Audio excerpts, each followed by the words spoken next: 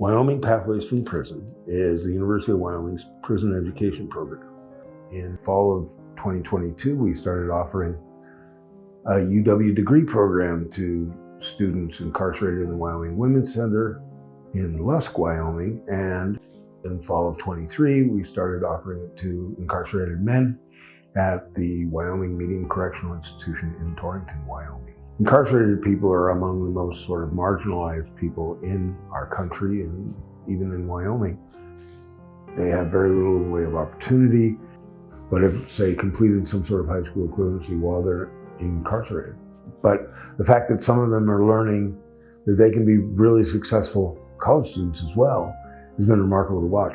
And I think it's sort of a question of, how do we best serve the citizens of Wyoming? Studies have shown recently that higher education in prison has remarkable effects on recidivism rates.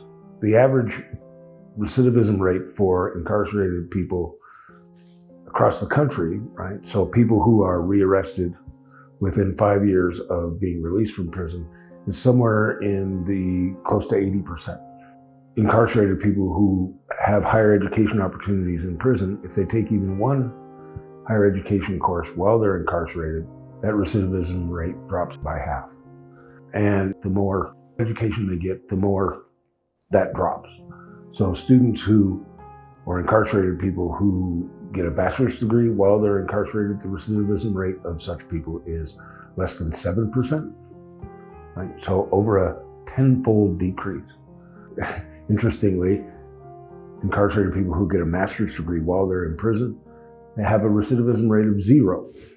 Their education is being paid for the most part, via federal grant programs. Federal grant programs that are available to anyone incarcerated or not.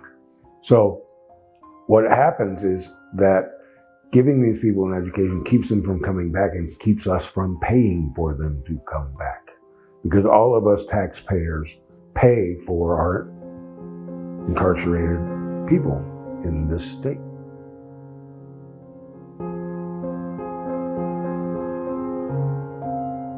Turns out the women's cohort, over the first year, every single one of the 20 women made the dean's list. Every single one. I believe their cumulative GPA all put together after the first year was about 3.8 for this group of 20 women.